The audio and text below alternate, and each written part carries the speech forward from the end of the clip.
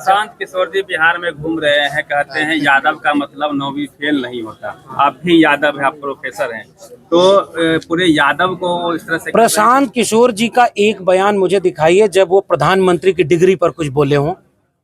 इस देश के प्रधानमंत्री का डिग्री का पता ही नहीं कि वो इंटायर पॉलिटिकल साइंस, जहाँ मैं दिल्ली विश्वविद्यालय में 14 साल पढ़ाया हूँ, जिस समय वो फॉन्ट नहीं आया था उस समय की उनकी डिग्री है। और प्रधानमंत्री जी खुद कह रहे हैं कि मैं पढ़ने में ऐसा विद्यार्थी था, देखिए बढ़िया याद आती है, मैं देख के नहीं पढ़ता था, मेरा मेमोरी फोटोजेनिक था, मैं ऐसे देख के ऐसे फोटो खींच लेता था।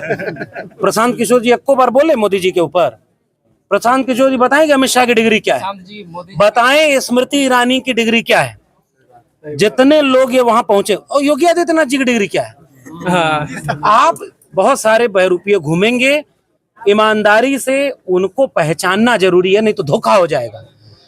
धोखा खाने के लिए बहुजन समाज, ये तो बाबू जगदेव प्रसाद की जमीन है, बिहार सामाजिक न्याय की जमीन है। मुझे लग रहा है कि इस देश का समाज, बहुजन समाज अब इतना, एक जमाने में लोग मूर्ख समझते थे, अब मूर्ख नहीं है, मूर्ख बनाएगा। बीजेपी वाले भी कह रहे हैं सर, जो भी बिहार में घटनाएं हो रही है उसमें 90% यादव है, यादव को टारगेट किया जा रहा है कि यादव ही सबको तंग करता है, इस तरह से फैलाई जा रही है। अब ये एक मानसिक बीमारी है जिसका कोई आंकड़ा देते नहीं। मैं इसका एक अच्छा आंकड़ा देता हूं कि बहुत दिनों तक यूपी बिहार में कहा गया कि यादव सबसे ज्यादा जगह घेर लिए। मैं शुक्रिया अदा करूंगा बिहार के महागठबंधन की सरकार को, जाति जनगणना कराई, कहा जिसकी आबादी 14% से ज्यादा उसको नौकरी 1.5% नहीं है, कौन किसका हक खाया? तो कुछ लोगों को मानसिक बीमारी है, वो इसलिए है कि जो लड़ता हुआ नजर आए, जिसकी आबादी ज्यादा हो, उसी को विलन बना दो। तो भाई को भाई से लड़ा दो, आपका दुश्मन आपके घर में पैदा कर दिया तो असली दुश्मन से ध्यान हट जाएगा। इसलिए इस साजिश को समझना होगा। देखिए हमारे घर में कोई झगड़ा होगा तो हम लोग आपस में बैठ कर सुलझा लेंगे।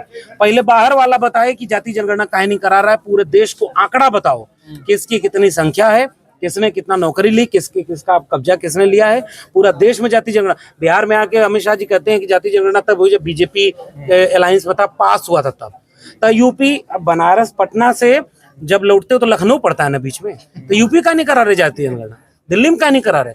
ये सारे लोग वंचित शोषित बहुजनों की, पहली पीढ़ी की बच्चों के भविष्य को बर्बाद कर रहे हैं, पूरे देश को निजी हाथों में बेच रहे हैं, आरक्षण को खत्म कर रहे हैं लेटरल एंट्री के जरिए, इलेक्टोरल बॉन्ड से चंदा ले रहे हैं।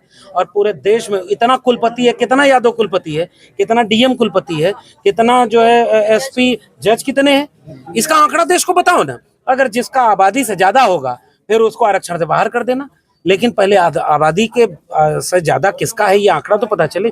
इसलिए बहरूपियों से सावधान, न्याय और समता के लिए दिमाग खुला रखिए, कान आंख खुली रखिए, और नाली के गैस से चाय बनाने वालों से बचिए। एक आखिरी सवाल ये है कि आप चूंकि अखिलेश यादव के सलाहकार रहे, लगातार चुनाव में उनके साथ रहे, तो एक तरह सर अपने पीडीए में आपका नाम आता है कि आपने शायद फॉर्मूला दिया, बिहार में A to Z करते थे, SV यादव जी रह गए, आपने सीधा आगरा पिछड़ा यूपी में किया, शानदार। नहीं, मैं क्या कह रहा हूँ कि अखिलेश यादव जी बड़े नेता हैं, उनके पास अपनी सलाह बहुत है।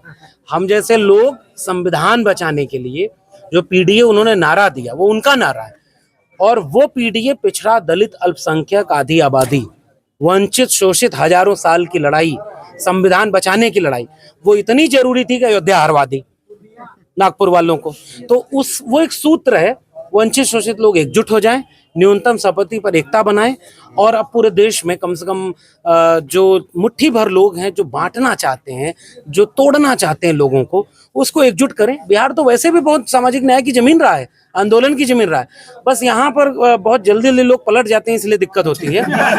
इसलिए दरवाजा अभी भी खुला हुआ है, इसलिए दरवाजा खुला है, और मैं उम्मीद करता हूँ कि बिहार सामाजिक न्याय की जमीन है।